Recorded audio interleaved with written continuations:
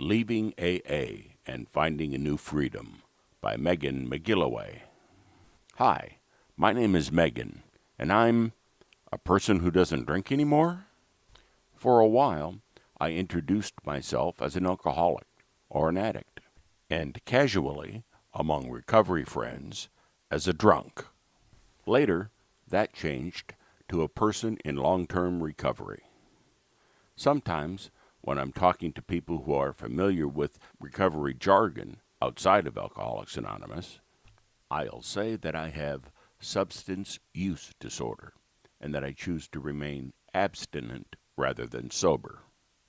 Different people find value in different ways of identifying a former or current relationship with their substance use, and I don't claim to know which one is right for anyone individually.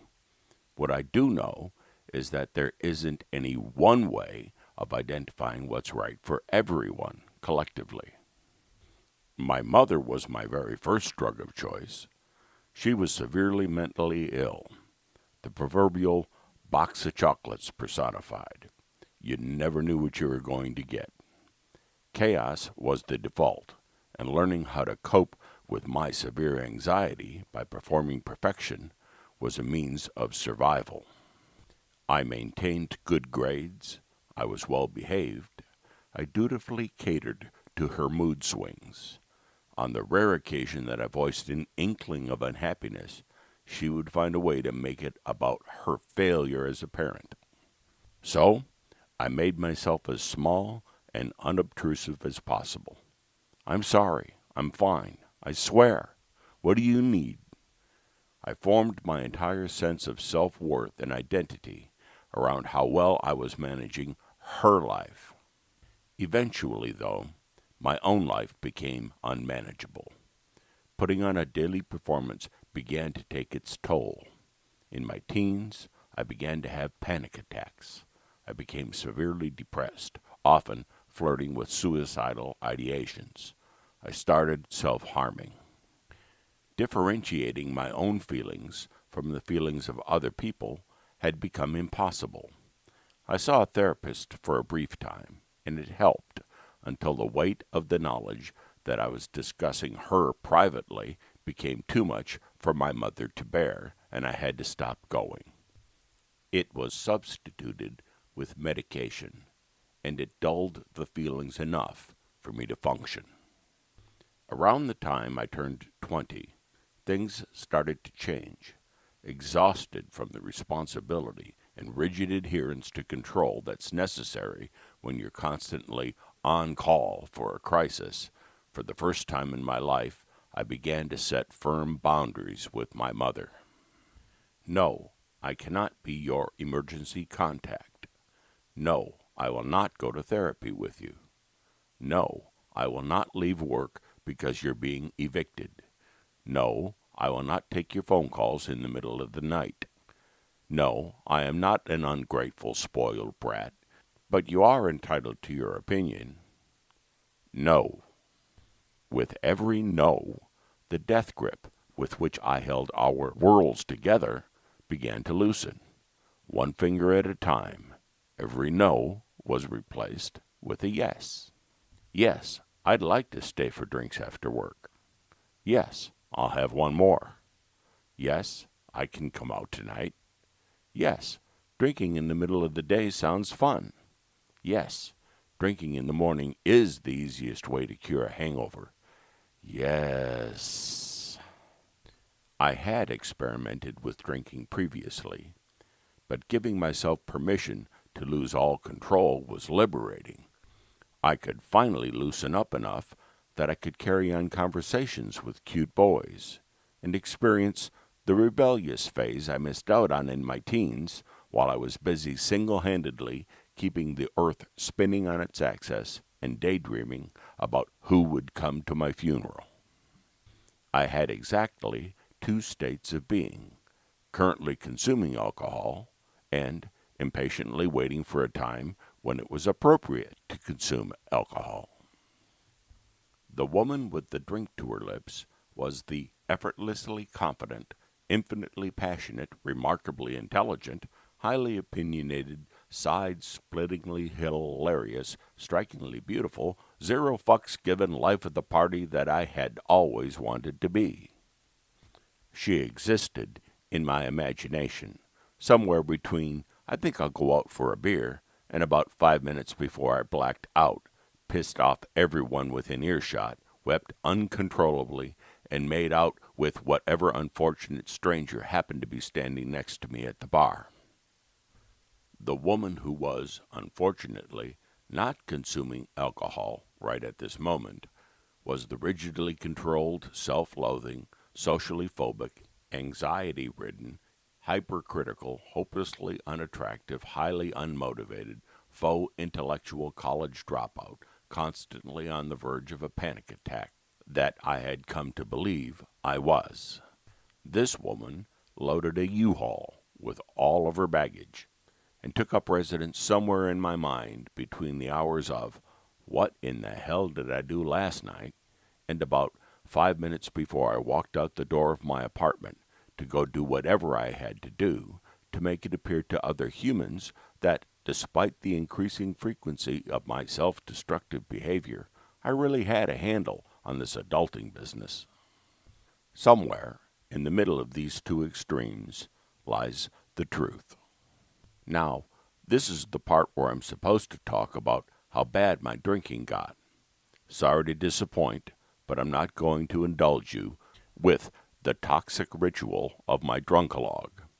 Suffice it to say that my drinking became bad enough, and I became desperate enough to run screaming to a meeting of Alcoholics Anonymous and dissolve into a pathetic puddle of tears that proceeded to leak in a steady, continuous stream from my eyes for months.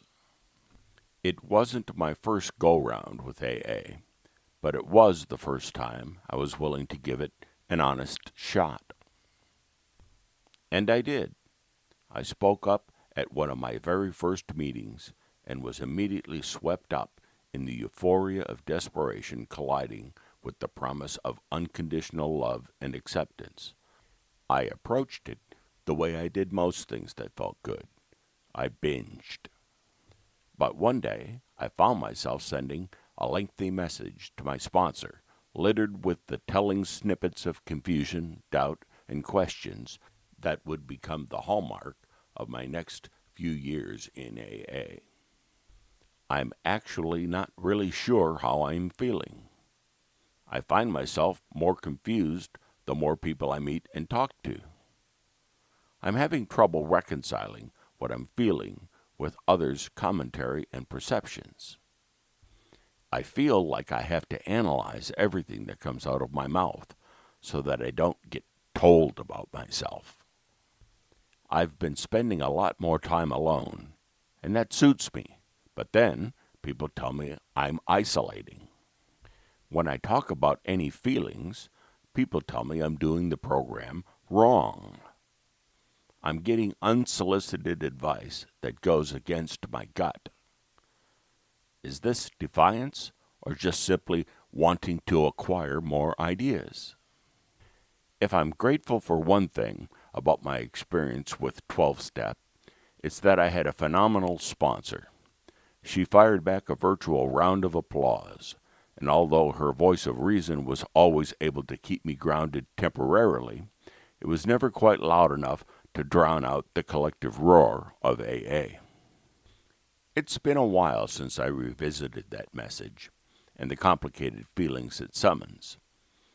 There's a part of me that can read it objectively, as if it were written by a stranger. I can glean from her turmoil that much of the way AA functions as a culture is designed specifically to keep its members in an endless cycle of dependence with abusive manipulation until they question their own experiences, perception, memory, and sanity, otherwise known as gaslighting. There is also a part of my mind very much connected to the fact that I know that the woman who wrote those words was me, and that is still terrifying. I can close my eyes and experience the familiar tightness settling into my chest. I can feel the uncomfortable weight of cognitive dissonance overpower the ability to reason. I can hear the rationalizations replacing the questions. I can settle quietly into a state of surrender while my mind and body sound the alarms and fire off distress signals. I found myself once again immersed in a codependent relationship, this time with Alcoholics Anonymous. Love was a conditional bargaining tool, and acceptance was contingent upon submission and sacrifice of personal autonomy for the greater good of the program. My boundaries began to blur. On the rare occasion that I voiced an inkling of unhappiness, someone would find a way to make it about my failure to strictly adhere to the AA program. So I made myself as small and unobtrusive as possible. You're right. I'll take your suggestion. I'm fine. What do you need? I tried to push the nagging doubts out of my head. I performed the familiar dance of perfection. I went to as many meetings as I could cram into my schedule, accepted invitations for coffee, collected phone numbers, had a home group, a sponsor, and a service position. I dropped whatever I was doing to show up for anything having to do with AA. I worked the steps, I chaired the meetings, I spoke at anniversaries. I came into the program without a belief in anything. I acquired the language that explained my cognitive processes in a way that was acceptable for AA. Group of drunks, the universe, creative energy, divine intelligence, spirituality, higher power, prayer, meditation. Since I was already halfway there, I said screw it and started using the God word. That way, I rationalized, everyone will understand what I'm talking about. I faked it, not until I made it, but until I had myself thoroughly convinced that I believed in God, even though the word felt like sand in my mouth, and I found myself having to spit it out. Eventually, though, my own life became, once again, unmanageable. The constant state of cognitive dissonance I'd been living in began to take its toll.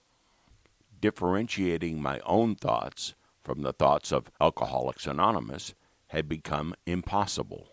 I started to pull away from the program, and I began to set boundaries. No, I cannot speak at that meeting, because I need to spend some time alone. No, I will not represent this group as a GSR, because I don't think my beliefs are reflected here. No, I do not have any money to put in the basket, because I can barely afford my rent.